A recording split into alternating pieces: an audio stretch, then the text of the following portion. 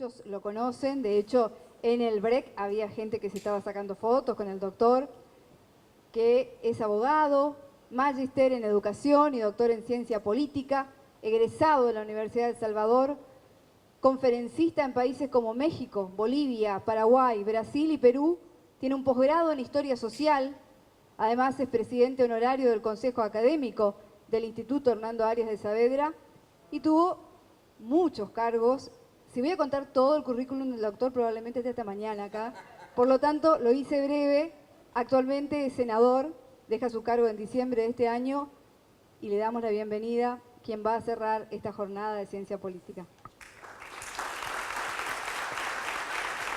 Muchas gracias. Yo voy a hacer lo más corto posible, pero voy a hablar de los temas de ciencia política que creo que son imprescindibles para entender el presente que nos toca vivir en el mundo, en el continente y en la Argentina. En primer lugar, quiero aclarar que antes no se llamaba ciencia política, sino que se llamaba ciencias políticas. Tenía S, ciencias políticas, porque el objeto era de otro, el que se estudiaba. Se estudiaba todo el derecho público, derecho constitucional, derecho político, derecho administrativo, todos esos derechos, economía política, etcétera, etcétera. Y por ahí se estudiaba alguna que otra materia de ciencia política. Pero fue surgiendo una ciencia social nueva, que es la politología, que tiene entre sus ejes fundamentales para estudiar dos temas: el poder y el Estado. En primer lugar, el tema del poder, que no lo voy a desarrollar ahora, sino que lo voy a dejar como curiosidad para que ustedes lean lo que vean sobre el poder. Es muy importante, porque es la palabra más usada y la palabra menos estudiada. Es la palabra que todo el mundo dice que conoce, y sin embargo hay una inmensa discusión dentro de los teóricos de la ciencia política de qué estamos hablando cuando hablamos de poder. Cuando uno dice el poder, ¿a qué se refiere? ¿Se refiere a un arma? ¿Se refiere a una multitud en la calle? ¿Se refiere a un regimiento? ¿Se refiere a un gran poder económico? ¿A qué se refiere? ¿Y dónde está el poder? ¿Quién lo tiene? Está escondido. Desde Maquiavelo hasta Foucault, siempre se fue distinguiendo la cuestión de la ciencia política. Maquiavelo es el primero que no hace una cuestión teórica, sino que hace una cuestión práctica. Él le va aconsejando al príncipe cómo tiene que mantener el poder, qué tiene que ir haciendo para que el poder no se le escape de las manos. Después existen otros teóricos que discutieron, accionaron, pelearon para decir cómo se llega al poder. Y hay otros que se han dedicado a cómo no se debe perder el poder, porque es más difícil mantenerlo en el sentido de que tiene un desgaste permanente.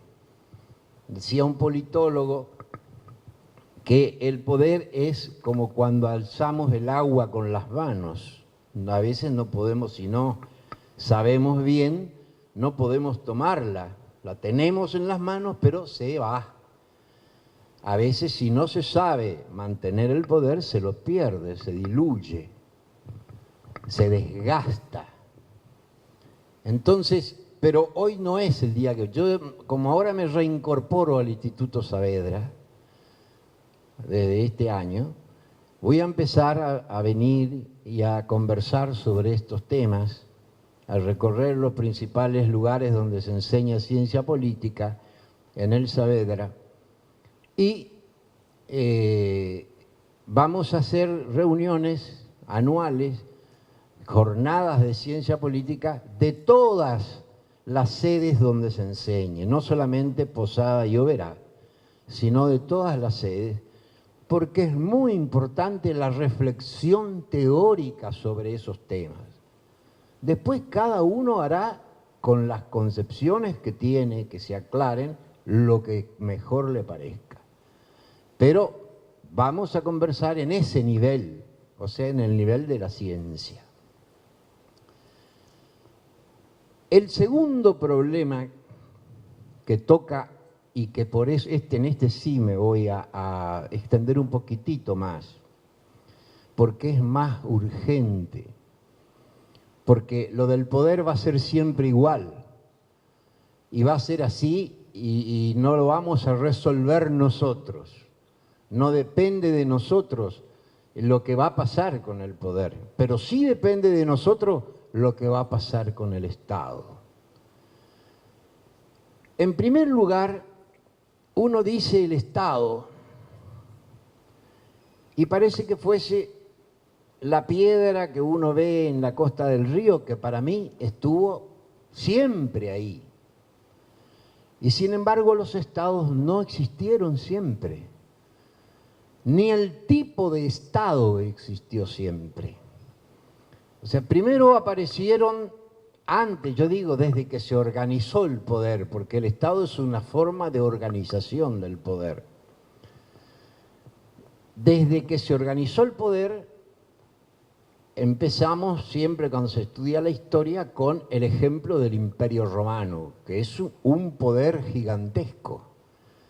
Porque así como existe el poder personal, el poder de los sindicatos, el poder de las cooperativas, el poder de los grupos, existe el poder de los estados.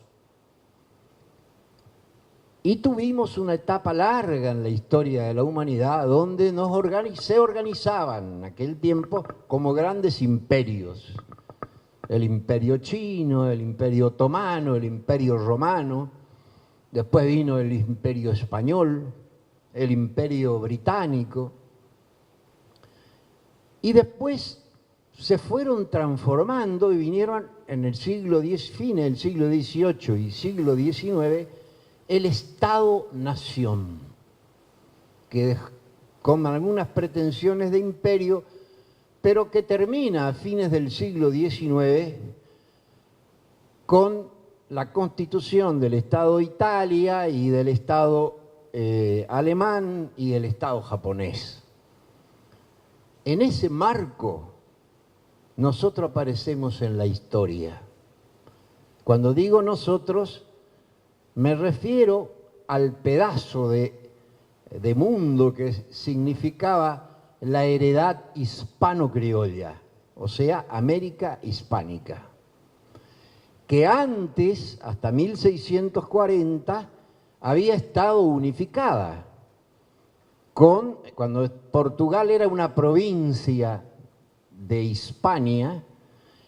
En 1640, en diciembre de 1640, se levantan en armas contra España, Cataluña, esta Cataluña, y Portugal al mismo tiempo. Cataluña es vencida por las tropas castellanas y Portugal pide el apoyo de Inglaterra y desde entonces pasa a ser un imperio muy especial porque no producía más que uvas.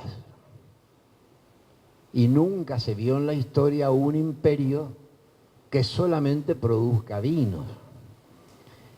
Sí se vio que alguien que solamente produce vino produce un pueblo divertido.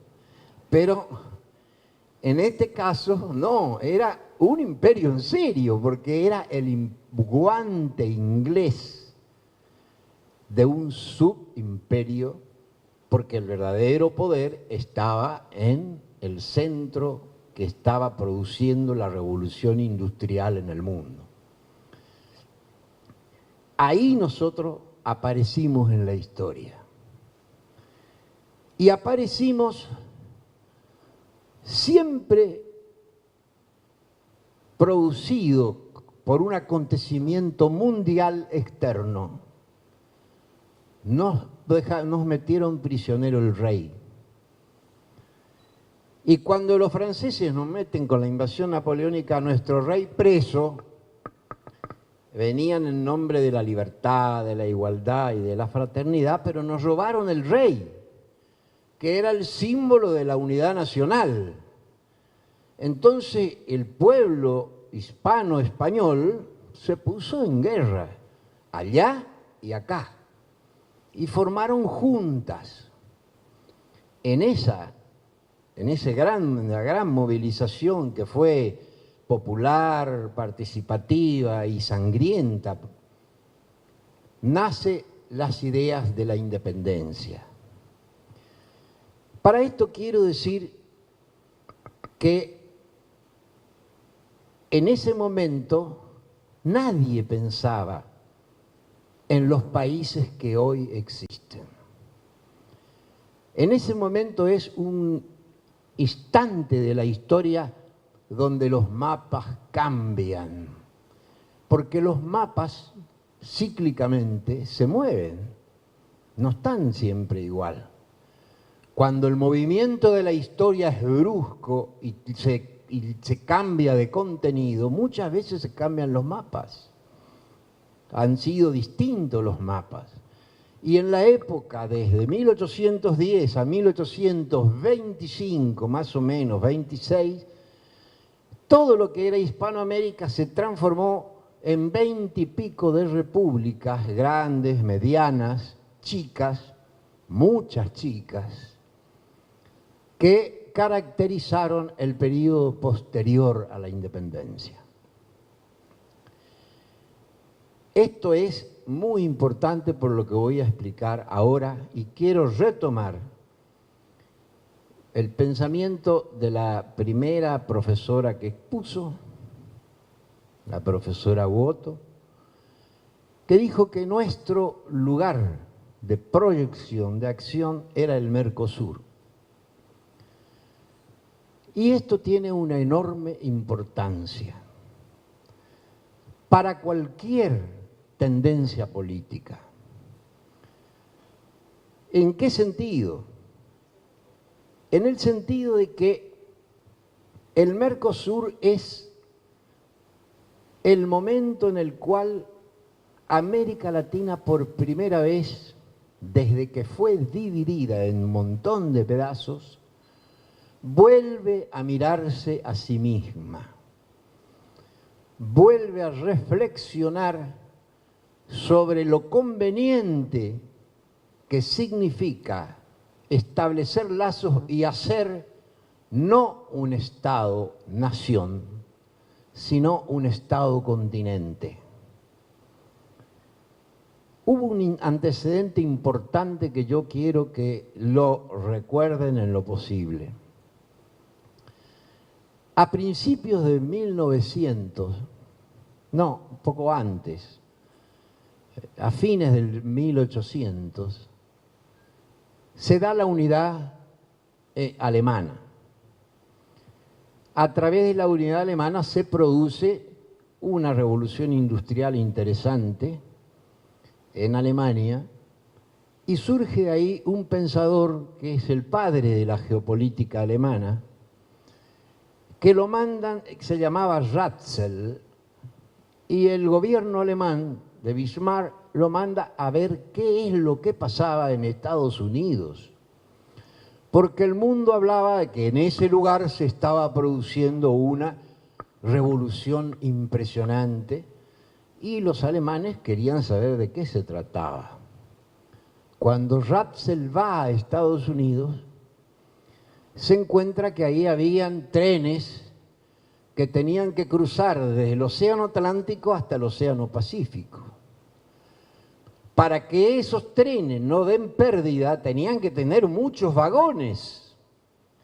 Para que poder tirar muchos vagones, tendrían que tener locomotoras inmensas. Entonces, Ratzel dice, hasta las locomotoras son 3 veces más grandes que las locomotoras alemanas.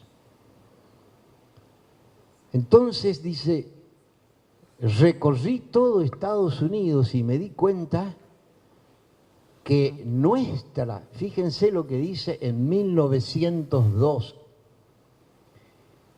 nuestro país, Alemania, no es viable.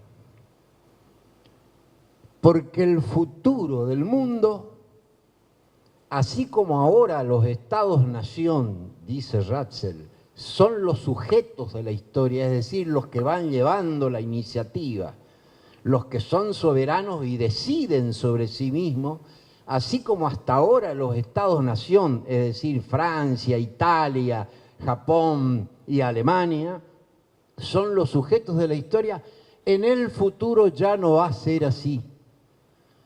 Solamente van a poder ser sujetos de la historia los estados continentes, los grandes espacios de poder que estén unificados. Así que el único destino que tenemos, dice Ratzel, es hacer de Europa un solo estado. De lo contrario, y aquí nos está cantando toda la lógica que se desarrolló en el siglo XX, dice, de lo contrario, solamente van a ser los sujetos principales de la historia los Estados Unidos y Rusia. Y eso lo dice en 1902, es decir, 15 años antes de la Revolución Bolchevique. No tenía nada que ver la ideología. Tenía que ver la geopolítica.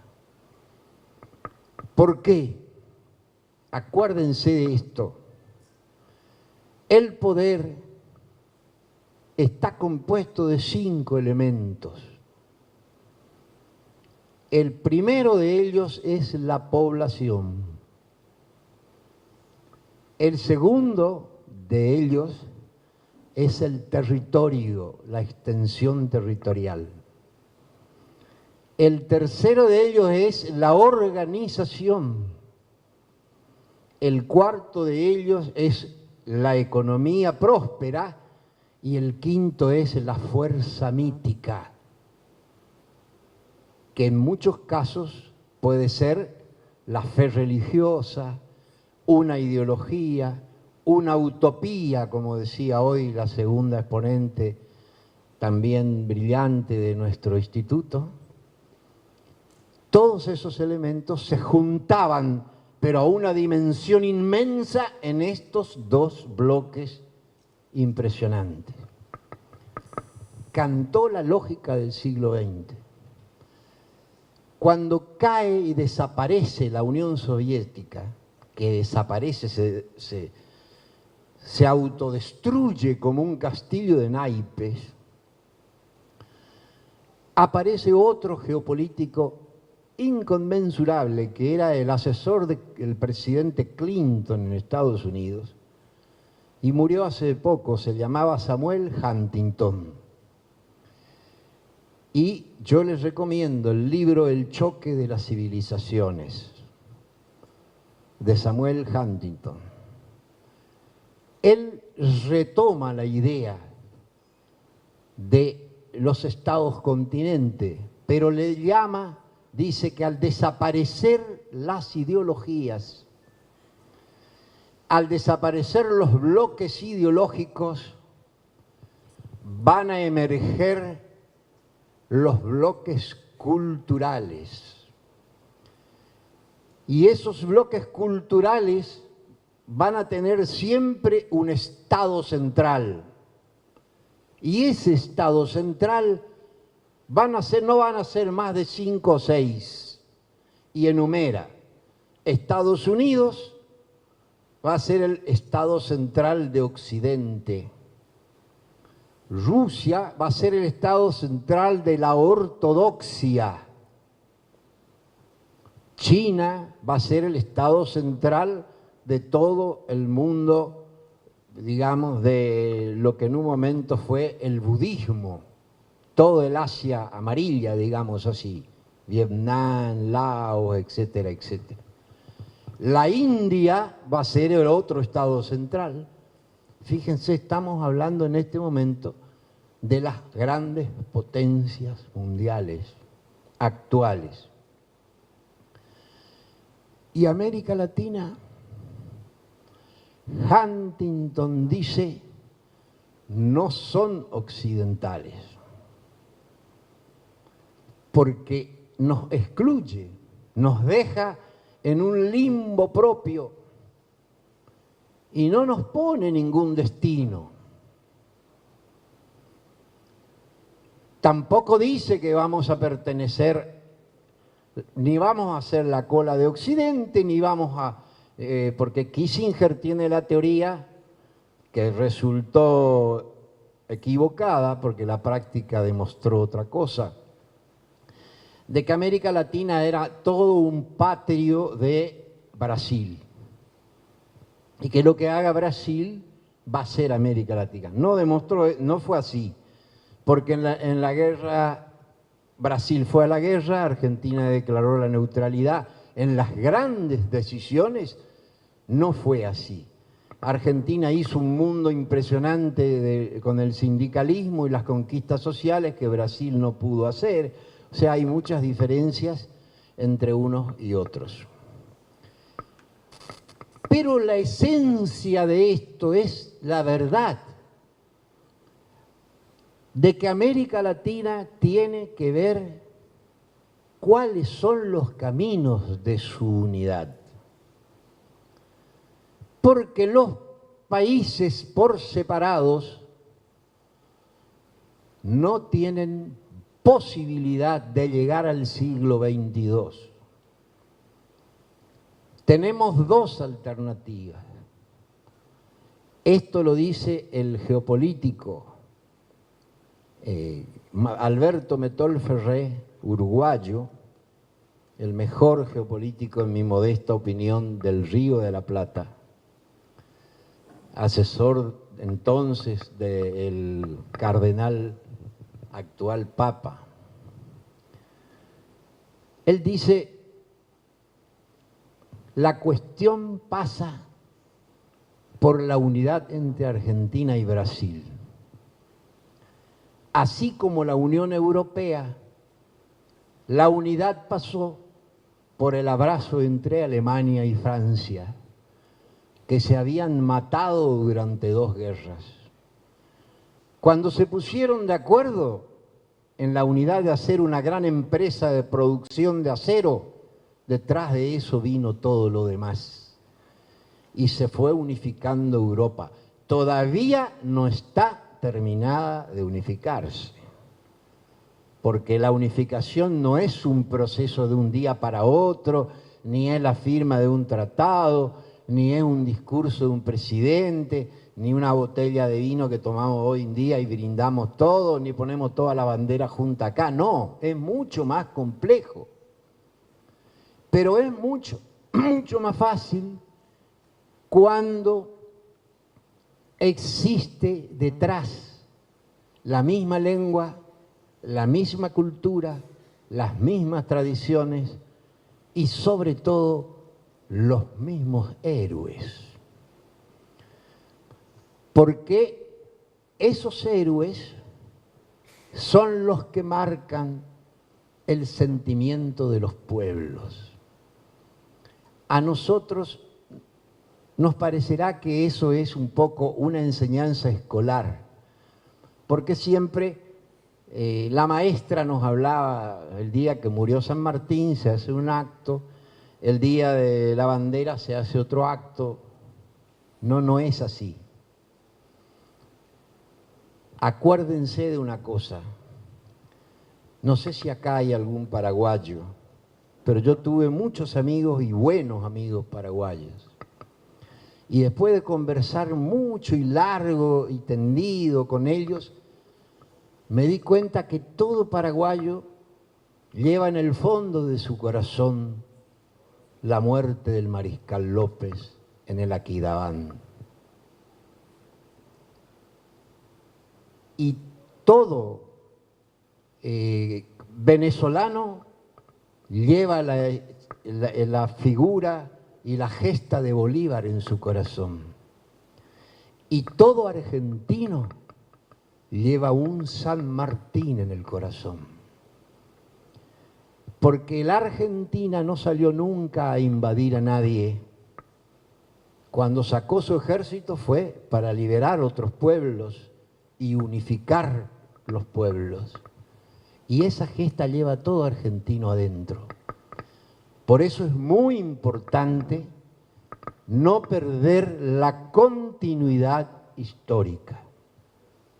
Y aquí quería decirles ahora una apreciación política muy necesaria.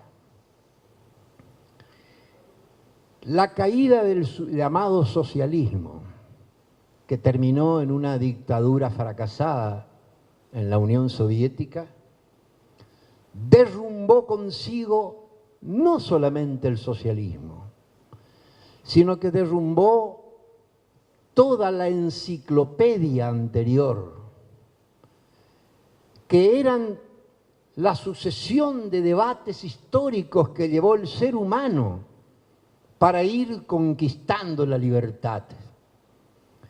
Y por eso es que se produjo una especie de desencanto, donde aparecían, por ejemplo, expresiones de nuevo de la experiencia nazi, que no fue para mí positiva para la humanidad, ni para Europa, ni para la propia Alemania. Bueno, entonces, ese desencanto nos trae como consecuencia la falta de utopías a la que se refirió hoy nuestra segunda disertante, brillante disertante.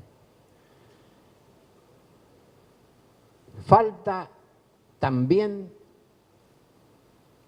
la incorporación en cada uno de proyectos hacia futuro. ¿Qué trae como consecuencia esto? Que lo más importante es lo inmediato,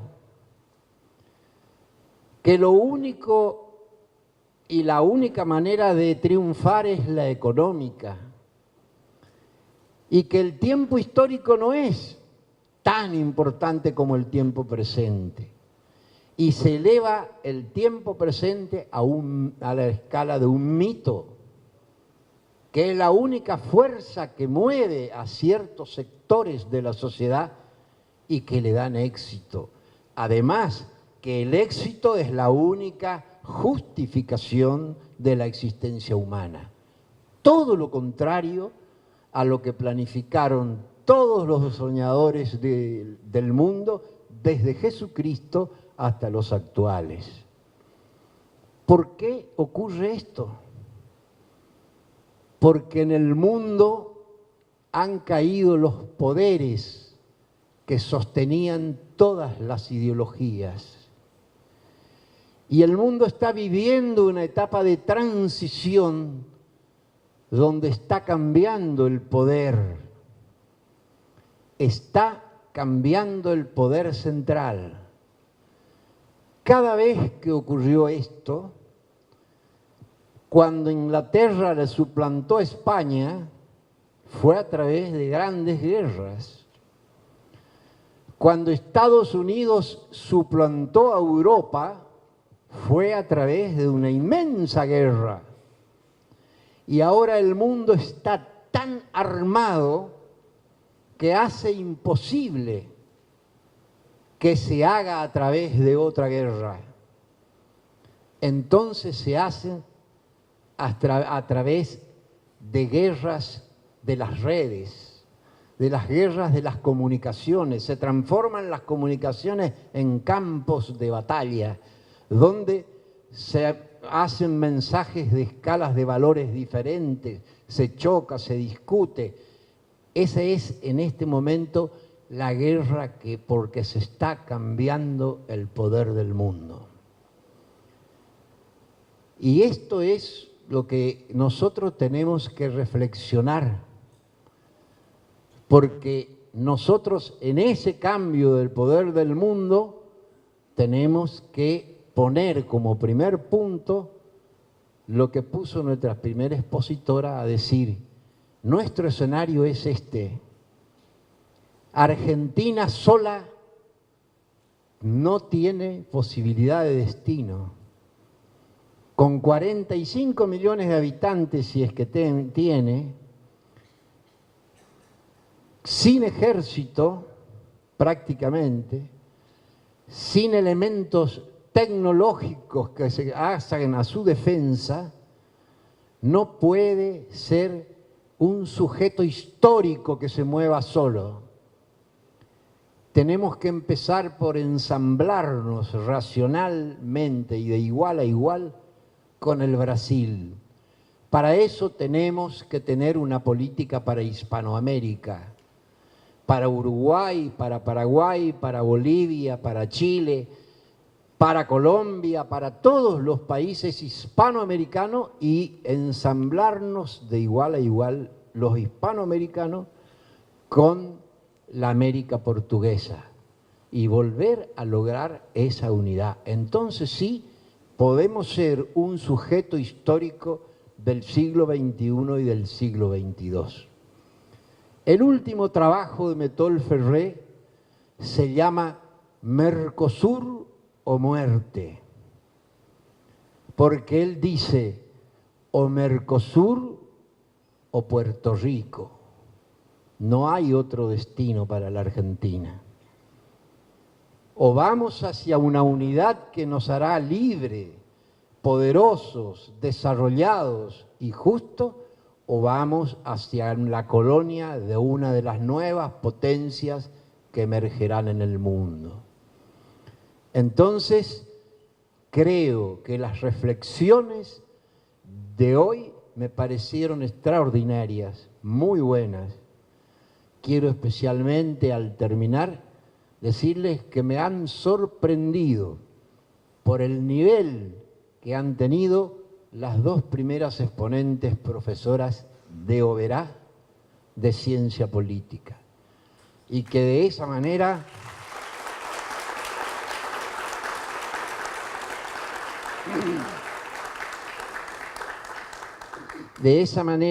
creo que el Instituto Saavedra va a seguir emergiendo como el lugar donde se enseñan las ciencias de verdad, donde se enseña el amor a la patria, a las tradiciones, y donde además, cuando nacimos, teníamos un cartel que decía: enseñar en el siglo XXI es enseñar la unidad de América Latina.